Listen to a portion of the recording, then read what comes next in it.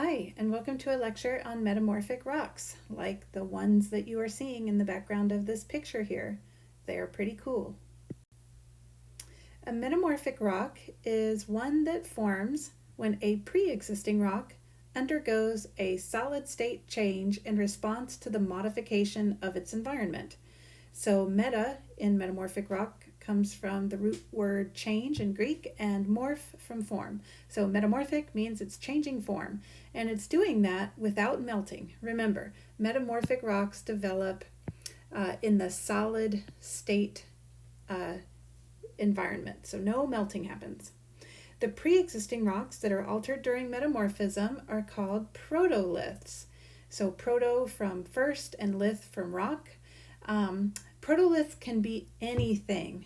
So it's really important that you remember that a metamorphic rock can form from any other kind of pre-existing rock, whether it be igneous, sedimentary, or another type of metamorphic rock. As long as it undergoes a significant change in its environment, such that it metamorphoses in the solid state, it can become a new metamorphic rock. So when you think about metamorphic rocks, probably the first word that you associate with that is metamorphosis, which we commonly think about with respect to butterflies or worms turning into butterflies. And it's an appropriate analogy in the sense that both of these are solid-solid transformations without any kind of melting or liquids involved. So in metamorphic rocks, you're going from one rock type to another, and you're doing it all entirely in the solid state. So let's talk about how that happens exactly. During the formation of metamorphic rocks, new textures and minerals can develop, and this occurs very, very slowly. So we're talking about over the course of 1 to tens or maybe even hundreds of millions of years. So very, very slow, long-term geologic processes. What happens when metamorphism occurs is that you can have recrystallization of existing minerals from the protolith, meaning that those minerals might change their shape and size. You can also have phase changes. So when we talk about phase changes, we're referring to transforming from one phase of a polymorph into another. Perhaps you remember what polymorphs are when we discussed minerals. Polymorphs are two minerals that can have the same chemical composition but different structure. So calcite and aragonite are polymorphs of CaCO3, just as diamond and graphite are polymorphs of carbon. And if you significantly change the environment of a mineral that contains carbon, for example, you might turn it into diamond. You can also have metamorphic reactions that produce brand new mineral crystals. So from the old minerals that existed in the protolith, you can grow brand new minerals that were not present in the protolith or the pre-existing rock. And lastly, you can do significant changes to the texture of the pre-existing rock by deforming the minerals and by aligning them, which we'll talk about in a moment. Okay, so with respect to recrystallization, very commonly what happens is that minerals become larger. They actually fuse with adjacent minerals to make larger new grains, and those new grains become interlocking. So you get newer, larger grains from the fusing together of pre-existing rocks, and you get this new interlocking crystalline texture. A great example of this is what happens to the chemical or biochemical sedimentary rock limestone. When it's metamorphosed, it turns into marble. Another way to say that is that the protolith of marble is limestone. And typically marbles have the same composition as limestone. They're both made of calcite, but marbles tend to be much coarser grained, and they tend to have a crystalline texture as opposed to the more granular texture that the limestone has, where you have a whole bunch of really small calcite grains that are just glued together. Metamorphism dramatically changes texture. We just talked about that in the previous slide where you had a limestone that was fragmental. So it had just a bunch of rock or mineral fragments that were cemented together and lithified to make the sedimentary rock. But in the course of metamorphism, the minerals actually fuse together to produce interlocking crystals. So this is just a microscope view of the limestone to marble that we discussed in the last slide. Metamorphic reactions can dramatically change mineralogy. That can happen through phase changes associated with the polymorphs, as we discussed, and it can also happen through neocrystallization or new crystallization, where you have solid state reactions that are occurring within the protolith to produce new minerals. So in this case, our protolith is a shale or a mudstone. So it's made of really fine-grained pieces of quartz and clay-sized clasts of clastic debris. And when that becomes metamorphosed, you can actually take some of those clay minerals and quartz and you can react them with one another to form new minerals like garnet. These are garnets, these red things, and mica minerals like biotite or muscovite. So these minerals, the garnet and the mica, did not exist in the protolith. But thanks to solid-solid reactions occurring during metamorphism, you can produce a rock that looks nothing like the protolith. So the example here is going from shale to something called a schist, which is a metamorphic rock. And now let's look at what this actually looks like. It can be really dramatic. So on the left, we've got a hand-sampled chunk of shale. You can see the really distinctive ripple marks that are forming here in the shale. And once this shale goes through high-grade metamorphism, it develops brand new mineral crystals like the garnets that you're seeing here, these kind of rounded red things, and some really large or much larger quartz crystals, which are most of the white things in here, in addition to biotite, which is a lot of this dark stuff in here. So brand new minerals are forming, plus you're getting the development of mineral alignment, such that the resulting metamorphic rock, in this case it's called a gneiss, has this really distinctive kind of stripy, linear looking texture. Hopefully you can all see the kind of stripiness in it. What I'm outlining here in yellow are what we call foliation planes. So foliation is something that commonly happens during metamorphism. Foliation, in order for it to occur though, you need to have mineral grains that are elongate. So you can imagine that if you try to line up a whole bunch of beach balls, you're never going to produce a stripy pattern because the beach balls are spherical. But if the grains that you're working with are either start their lives as elongate or become elongated thanks to plastic deformation, which is when you can change the shape of a grain without breaking it. So if you get a rock hot enough, it can actually be smushed so that the mineral grains go from being spheres like you're seeing on the left to being these elliptical or kind of smushed bean-shaped minerals. Once that smushing happens, now you've got minerals that are elongated and that can become aligned to form that stripy texture that we saw in the last picture, also known as foliation. So foliation is a planar fabric that cuts through the rock, okay? And it develops when elongate mineral crystals are rotated into parallel alignment with one another, or sometimes we refer to that as a preferential alignment. And in the case of the rocks that you're looking at here, that preferential alignment makes the alternating light and dark banded stripy pattern that you're seeing in this metamorphic rock. This is also a gneiss, a high-grade metamorphic rock, and this one does not have a shale as its protolith, but rather a granite. So gneisses can have different kinds of protoliths, but they almost always have this really distinctive banded appearance thanks to the foliation that gets imparted upon the pre-existing minerals in the protolith to make the gneiss. Let's look at how that foliation occurs. So imagine that you've got a let's just take a granite, since that's what we saw in the last picture. And you've got a whole bunch of minerals. Most of them are elongate, so they're not like spheres. They actually have an axis that is longer than the other axes of the mineral crystal. So you can see that the blue ones are super long in this dimension, and the red ones are like grains of rice that are long in one dimension, etc.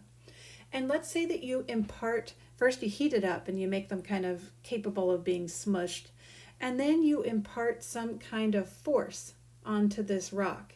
And when you do that, you can force all of the elongate minerals to align with each other. So in the case of the picture that you're looking at in the top right hand corner of this slide, if I were to take my hands and take this hot smushy rock and I was to press them from top and bottom like so, I would force all of these minerals to line up like you're seeing in this picture, where you have a very distinctive kind of right to left oriented foliation, or east-west foliation.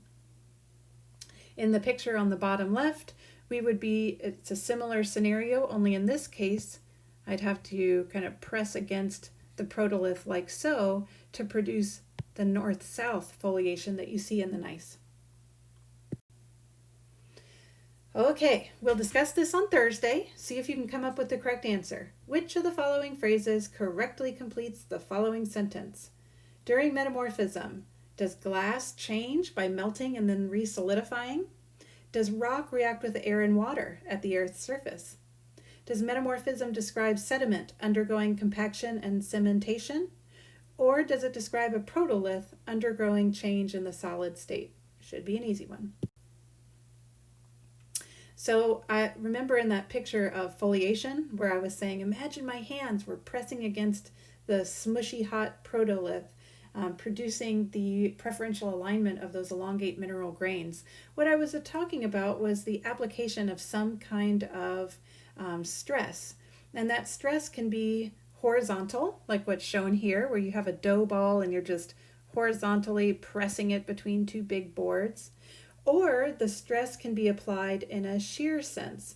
And so imagine that shear sense as being, sliding something relative to a frictional plane like you're seeing here with the deck of cards. And this could produce very easily the preferred orientation of mineral grains. Both of these could. So let's say that you have elongate grains. Either they started as elongate grains in the protolith, or you took a spherical grain and you smushed it. You did plastic deformation to it to produce the elongate grains that you have here. Next thing you need to do is apply some kind of stress to these elongate grains. And once you apply that stress, in this case, compression, so notice the red arrows here. Once you apply that stress, those elongate grains are going to be forced to rotate into a preferred orientation. And they will produce this parallel alignment.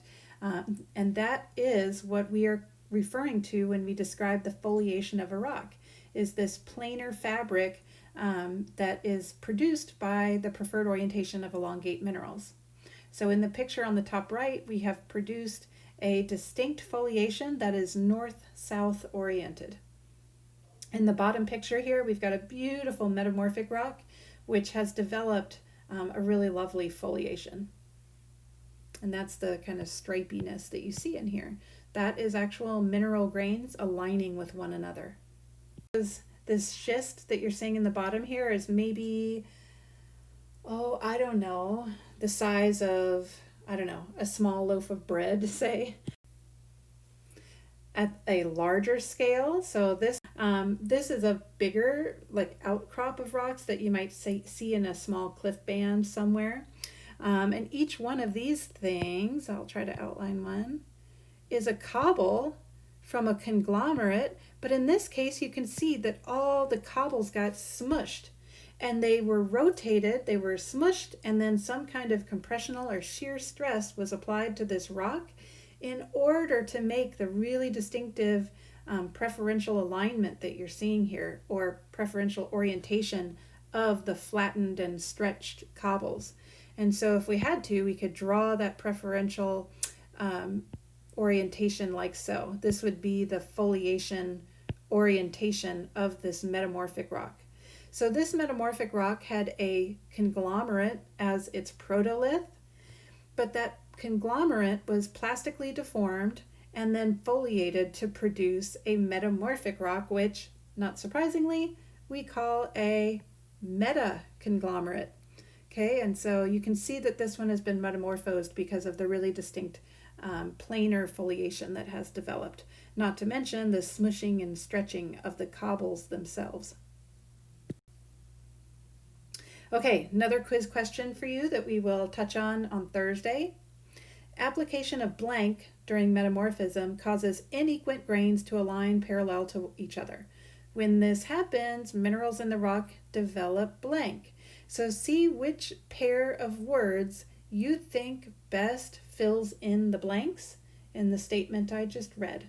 We will go over this together on Thursday. Okay, so why do these changes occur at all?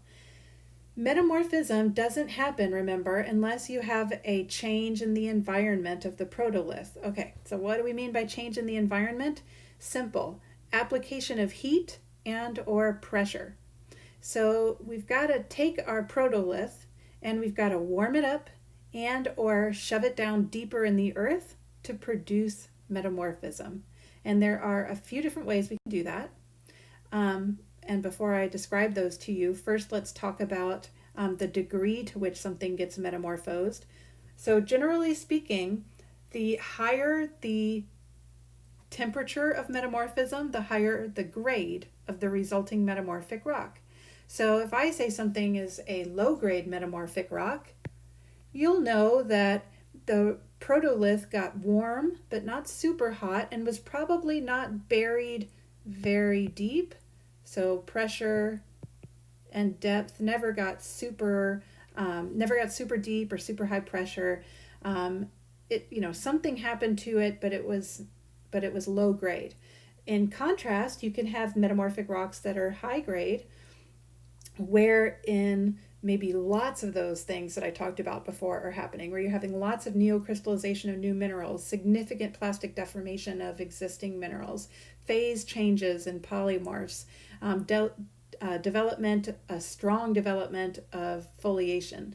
Those sorts of things would be more common in a high-grade metamorphic rock, where you're doing more work to the protolith. So you're introducing more heat and pressure, and you're able to make more changes to the protolith. So metamorphic grade reflects the temperature and pressure of metamorphism. The more metamorphosed the rock, the higher the metamorphic grade, the higher the temperature and pressure change that likely occurred. We can also describe metamorphic rocks not just as, low grade or high grade, but we can look at them in terms of the new minerals that have formed. So I told you that neocrystallization that results from solid-solid metamorphic reactions is a common thing that occurs during metamorphism. But the minerals themselves that form depend on the grade of metamorphism. So at very low grades of metamorphism, you might make, for example, the metamorphic mineral chlorite. Or if you were to increase pressure and temperature conditions a little bit, you might get muscovite. Increase them a little bit more, and you could get biotite. But you're not going to get garnet, for example, the kind of rounded looking red mineral like you're seeing here, until you get into pretty high grade metamorphic conditions. These different minerals that I've just been describing, chlorite, muscovite, biotite, garnet, selimanite, these minerals are all called index metamorphic minerals because they give us some clue about the relative grade of metamorphism that occurred. So if you see something, a metamorphic rock that has both garnet and selimanite in it, then it's like, wow, you found a really high grade metamorphic rock. If you find something that has chlorite and muscovite in it together, then it's probably a rock that didn't undergo high grade metamorphism, but was rather just brought to modest temperatures and pressures. We can take this one step further and define something called facies. Metamorphic facies reflect the general pressure and temperature conditions under which that rock formed. And the boundaries between them are typically gradational, so they're not super sharp boundaries. And so these are kind of like, you can think about them as categories of metamorphic rocks.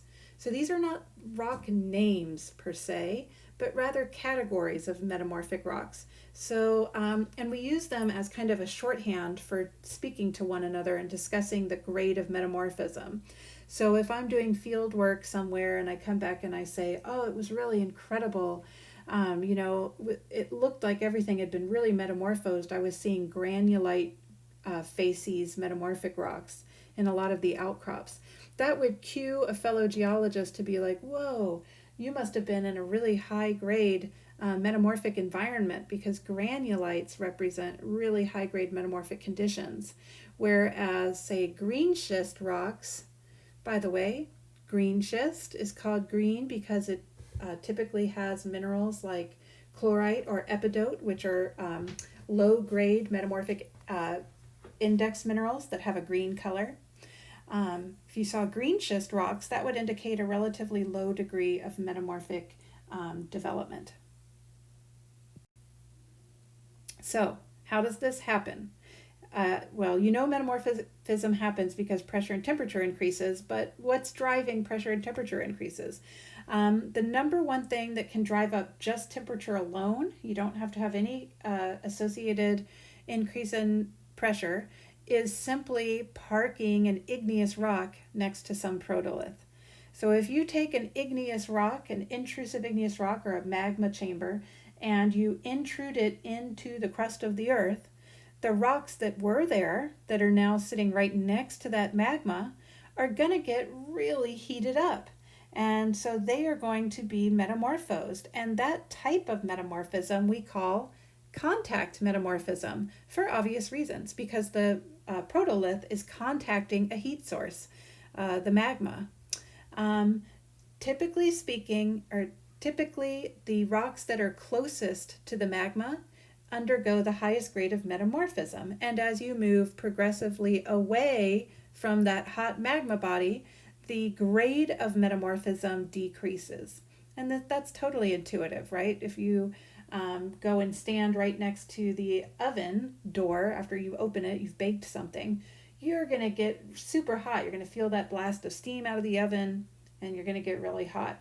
But if you're standing on the other side of the kitchen when someone opens the oven door, you're not going to feel it nearly as much because you are far away from the contact.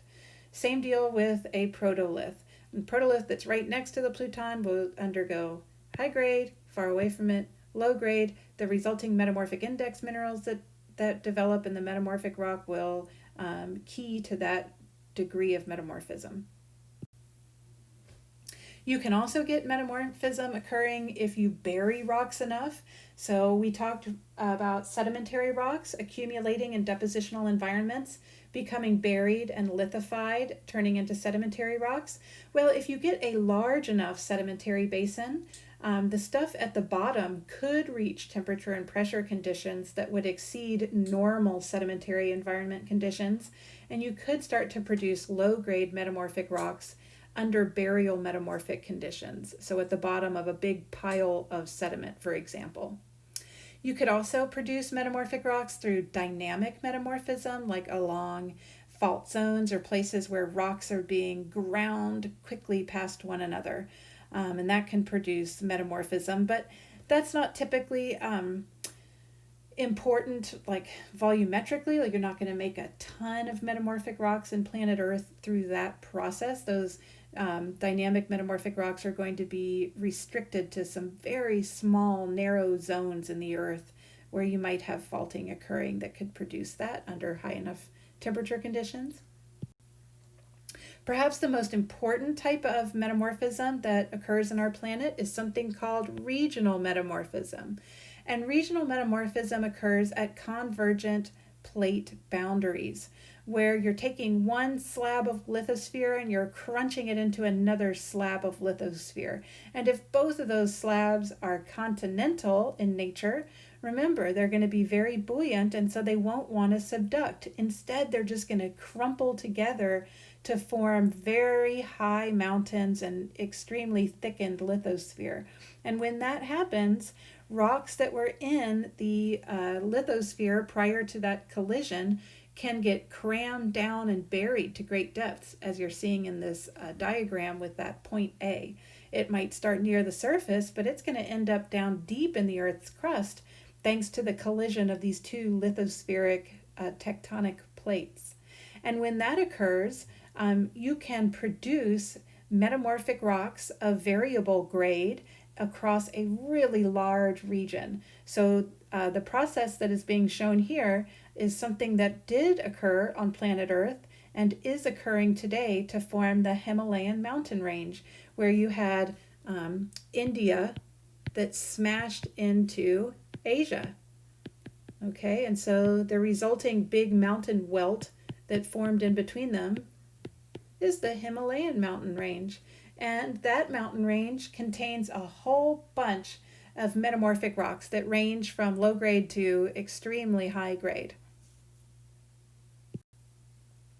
And I want to end this lecture by just pointing out that continental crust, because it doesn't get subducted, sticks around on planet Earth ever since it's formed. And over billions of years, because you know our planet is 4.5 billion years, stuff is going to happen to that continental crust. It's likely to be metamorphosed through processes of plate tectonics, through regional metamorphism and or dynamic or burial or contact metamorphism. But because our Earth is an active place, continental crust is probably going to be, if it sticks around long enough, it's going to be metamorphosed at some point.